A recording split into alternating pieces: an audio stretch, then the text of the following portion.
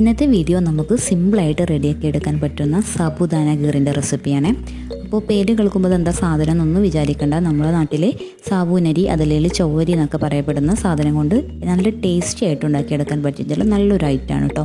അപ്പോൾ നമുക്ക് ഇതെങ്ങനെ റെഡിയാക്കി എടുക്കുന്നത് നോക്കാം. അപ്പോൾ നമ്മുടെ സാബുദാന ഗീർ റെഡിയാക്കി എടുക്കാനായിട്ട് ഞാൻ ആദ്യം കുറച്ച് വെള്ളം തിളക്കാനായിട്ട് വെച്ചിട്ടുണ്ട്.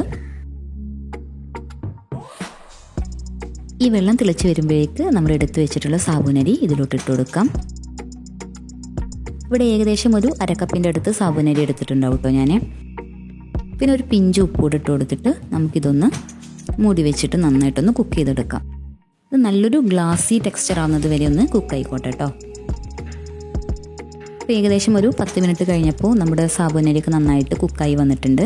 ഇത് കണ്ടോ നല്ലൊരു ഗ്ലാസി ടെക്സ്ചറായി വന്നിട്ടുണ്ട്. അപ്പോൾ നമുക്കിനി ഇതിലോട്ട് കുറച്ച് പച്ചവെള്ളം ആഡ് ചെയ്ത് കൊടുക്കാം. അപ്പോൾ തമ്മിലൊന്നിങ്ങനെ ഒട്ടിപ്പിടിക്കാതിരിക്കാനൊക്കെ വേണ്ടിയിട്ടാണ് കേട്ടോ ഇങ്ങനെ നമ്മൾ പച്ചവെള്ളം ആഡ് ചെയ്ത് കൊടുക്കുന്നത്. അങ്ങനെ നന്നായിട്ടൊന്ന് ഇളക്കി കൊടുത്തതിന് ശേഷം നമുക്കിതുപോലെ ഒരു അരിപ്പയിലോട്ട് മാറ്റാം.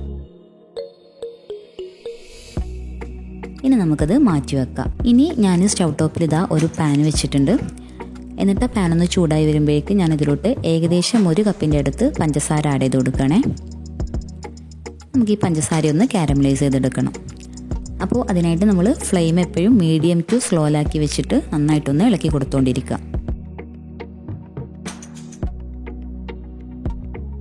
ഒരു 5 മിനിറ്റ് ആകുമ്പോഴേക്ക് ഇതിങ്ങനെ കാരമലൈസ് ആയി തുടങ്ങും.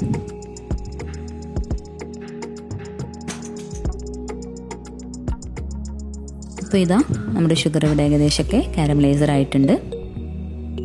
ഇത് കംപ്ലീറ്റ് മെൽറ്റ് ആയതിനു ശേഷം നമുക്കിതിലോട്ട് പാൽ ആഡ് ചെയ്ത് കൊടുക്കാം. ഞാനിവിടെ 1/2 ലിറ്റർ പാലാണ് കേട്ടോ യൂസ് ചെയ്തിട്ടുള്ളത്. നമ്മൾ പാൽ ആദ്യം കൂടെ ആഡ് ചെയ്ത് കൊടുക്കുമ്പോൾ ഈ കാരമലൈസ്ഡ് ഷുഗറൊക്കെ ഒന്നങ്ങ് ഹാർഡായി പോകും കേട്ടോ. അപ്പോൾ അയ്യോ ഫെയിലായി അങ്ങനെയൊന്നും വിചാരിക്കേണ്ട, അത് അങ്ങനെ തന്നെയാവും. പിന്നെ അതിങ്ങനെ ആ പാൽ ചൂടാവുന്നതിനനുസരിച്ചിട്ട് അത് മെൽറ്റായി വന്നോളും.